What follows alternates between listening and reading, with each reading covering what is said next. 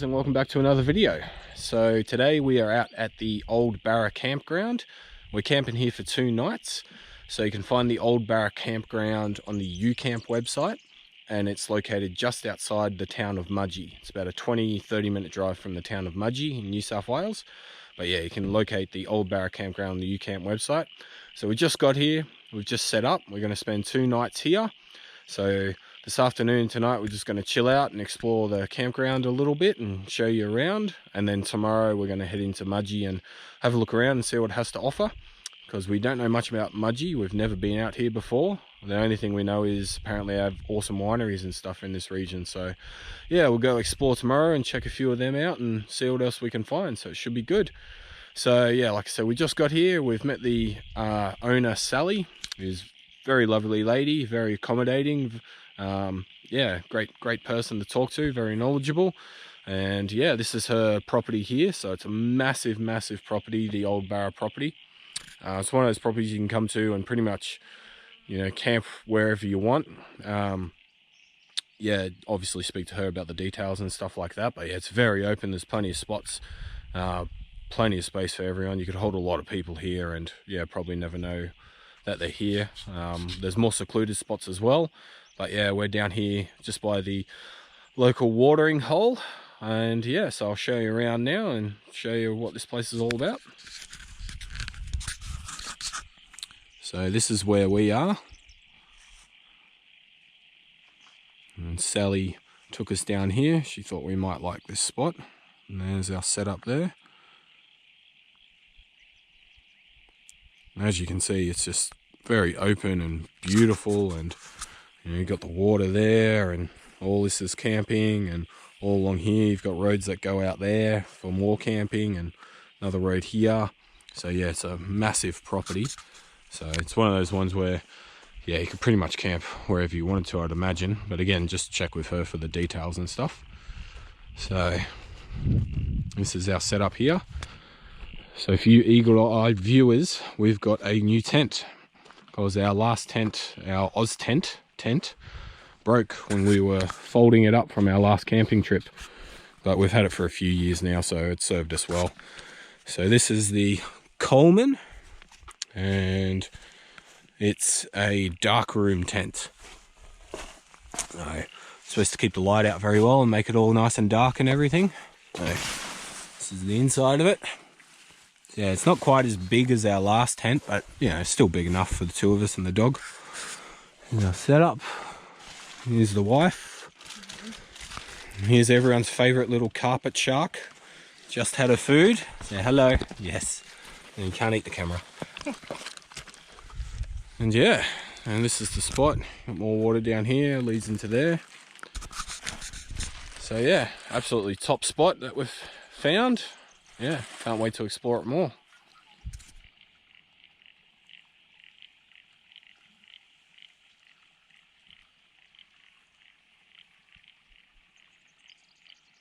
Water.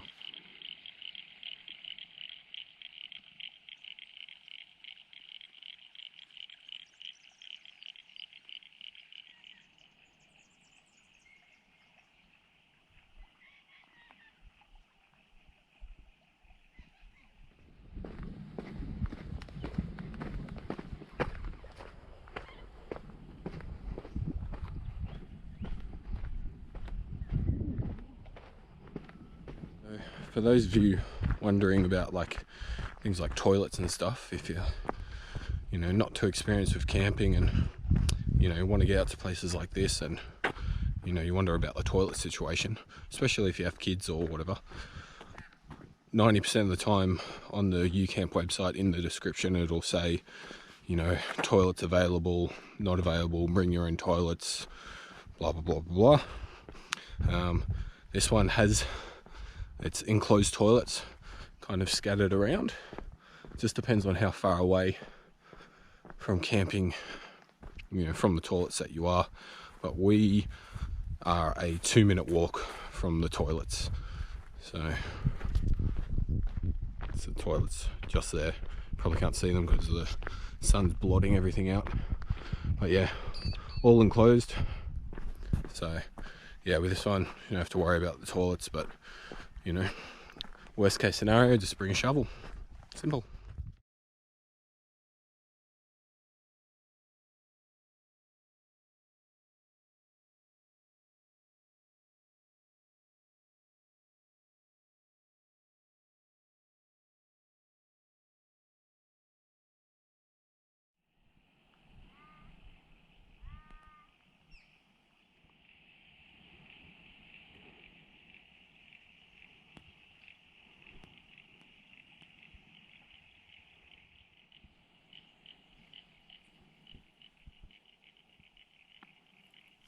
Alright, chef, so what's on the menu? Okay, so we're doing pizzas on the Weber. I've got the stone on here which is heating up, and we just put them on that. And yeah, you're having a meat lovers and I'm having a vegetarian. We stopped on the way to a goat's dairy, goat cheese and milk dairy, so I've got some of their fresh curd. It's Janae, I think it's spelled, and it's out just in Lisdow outside of Lithgow. So this one's a chili feta and that one's the goat curd. So that'll be nice to try some local produce. So basically I'm having the good pizza and you're having the... No, I've got cheese on mine, so it's all good. But yeah, you're getting the pepperoni and salami. Yum. Lilu. Lilu. What do we think? We like it? Huh? Yeah. Not too shabby.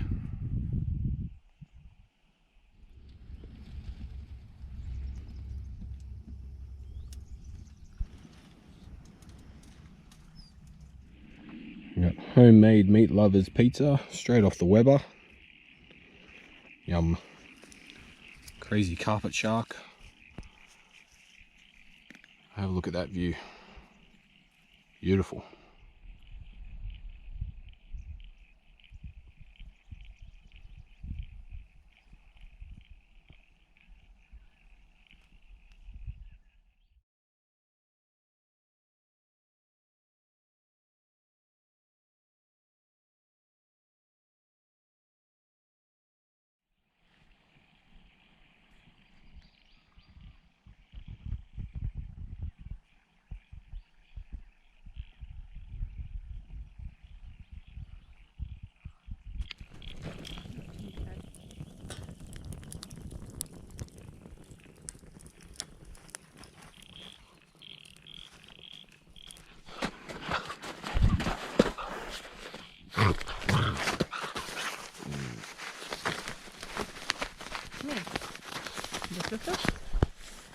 Alright, so what's on the menu for dinner?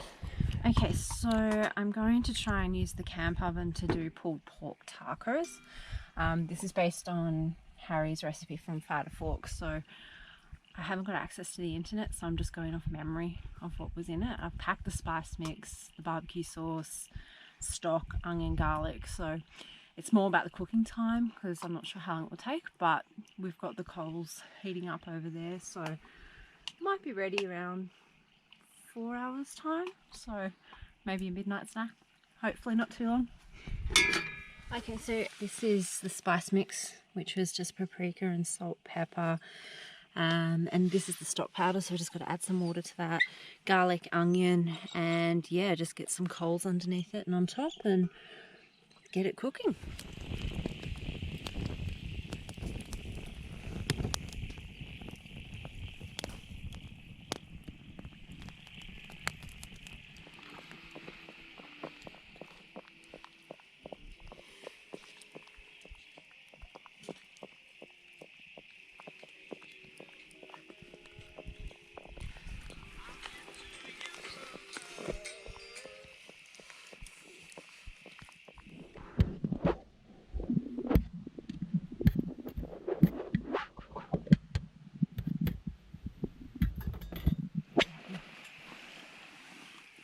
We've got the pork, and tomatoes, lettuce, cheese, and we're making burritos.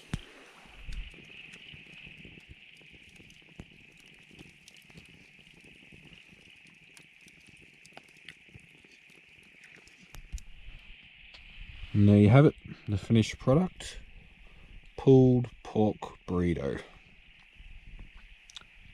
Yum.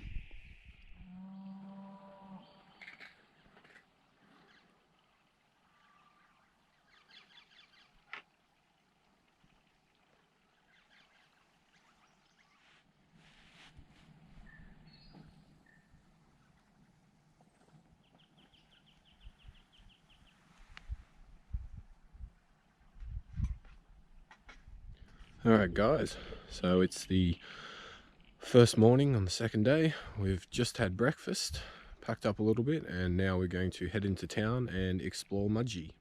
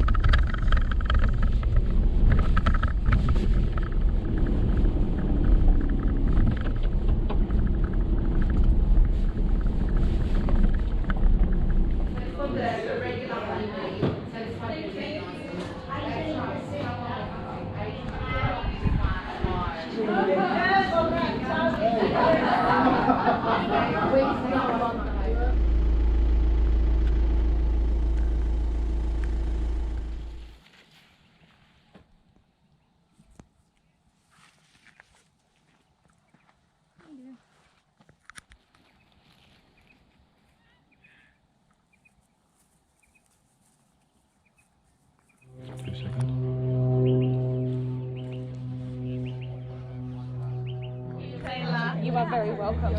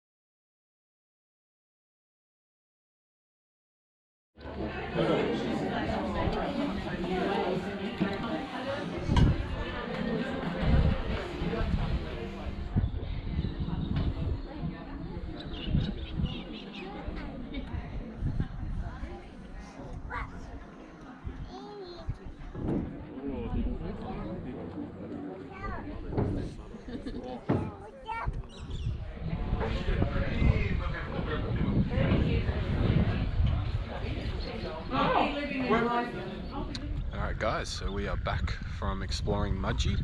So just a quick recap, we went to the farmers markets and picked up some local produce. Then we just went to a couple of the local shops and got some more local produce for dinner. And then we headed out to the wineries, which were both really nice, and yeah, great food, and yeah, great atmosphere and beautiful views as you saw, and yeah, just really yeah, beautiful places. We do recommend, if you're coming to Mudgee and you're going to the wineries, especially now with all the craziness that's going on with the world and things are opening back up and everyone wanting to get back out there, that you do book ahead, because yeah, they're very, very busy, and they were saying that they've just had to turn basically all the walk-ins away because of, or they're just booked out. So yeah, book ahead if you're planning on coming down, and yeah, hopefully you won't get turned away from any places. So we've just gotten back to camp now, so I think we're just going to settle in for the night and yeah, get some food and chill out. Okay, so this is a mixture of some of our stuff that we have for dinner tonight, which is going to be an antipasto board of local produce. We're really lucky that the farmers market was on today, so we got some wonderful green tomato pickles, some chili relish, pate, and then a bit out of town we got some of the chili honey, which is something different from the honey shed.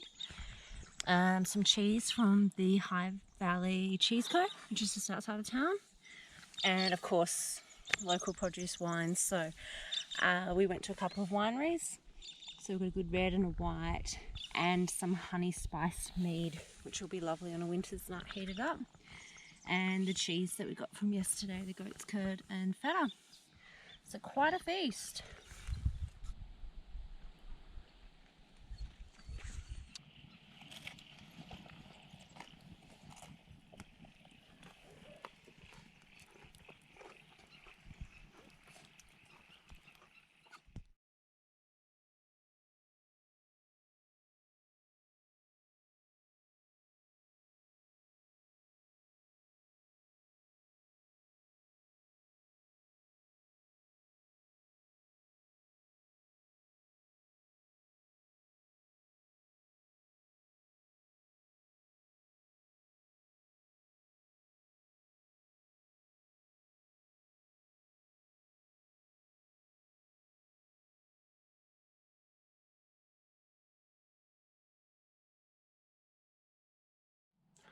Alright guys, so as you can see, we're no longer at the campsite. So reason for that being is it just started pouring down rain on the final morning there.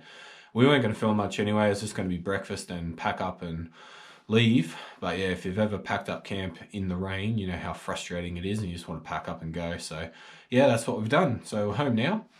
So the campsite is called Old Barra. You can find it on the UCamp website. It's about 20 minutes outside the town of Mudgee in New South Wales.